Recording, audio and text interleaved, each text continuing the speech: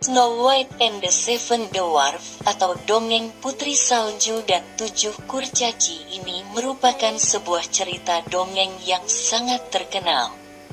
Tidak hanya terkenal di luar negeri, melainkan juga terkenal di Indonesia. Utamanya pecinta Disney pasti sudah tidak asing lagi dengan dongeng yang satu ini. Seperti apa kisah Putri Salju bersama Tujuh Kurcaci? Di sini kita akan membahasnya. Dongeng Putri Salju dan Tujuh Kurcaci. Suatu hari di sebuah kerajaan yang megah, hidup raja dengan penduduknya yang diselimuti kemakmuran. Sang raja memiliki seorang putri cantik dengan kulit putih seperti salju yang membuatnya diberi nama Putri Salju. Dari kisah ini, dongeng Putri Salju pun dimulai. Waktu terus berjalan, Putri Salju tumbuh semakin besar sementara orang tuanya pun semakin tua. Suatu hari, ratu yang sangat menyayanginya meninggal dunia. Sang ayah akhirnya menikah lagi dengan seorang wanita yang sangat cantik parasnya. Hanya saja, raja tidak tahu bahwa wanita yang dinikahinya tersebut memiliki hati yang tidak sebaik parasnya.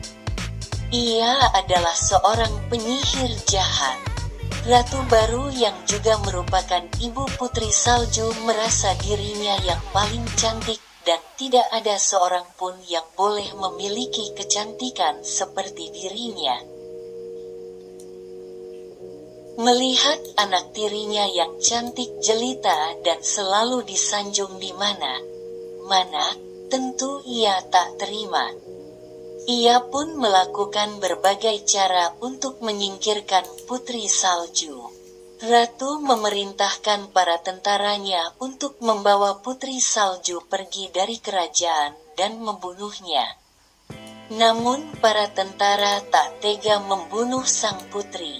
Sang putri hanya ditinggalkan di hutan dan berkata bahwa putri tidak boleh pergi ke kerajaan lagi agar para tentara pun tidak terkena masalah dari sang ratu baru yang jahat itu.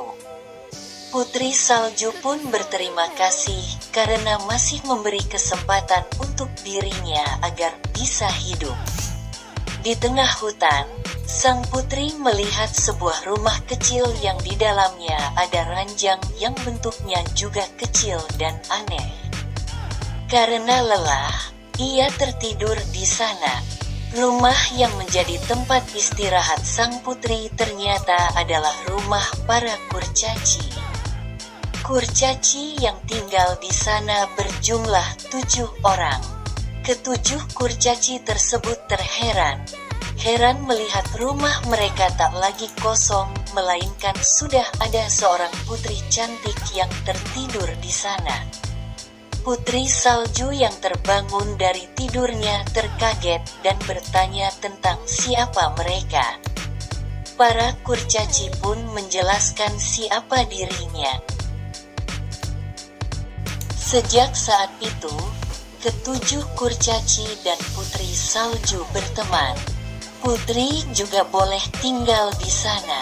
Setiap harinya Putri Salju memasak makanan untuk para kurcaci. Kurcaci juga memperlakukan sang putri dengan sangat baik. Hanya saja, lambat laun Ratu Penyihir tahu tentang Putri Salju yang belum meninggal.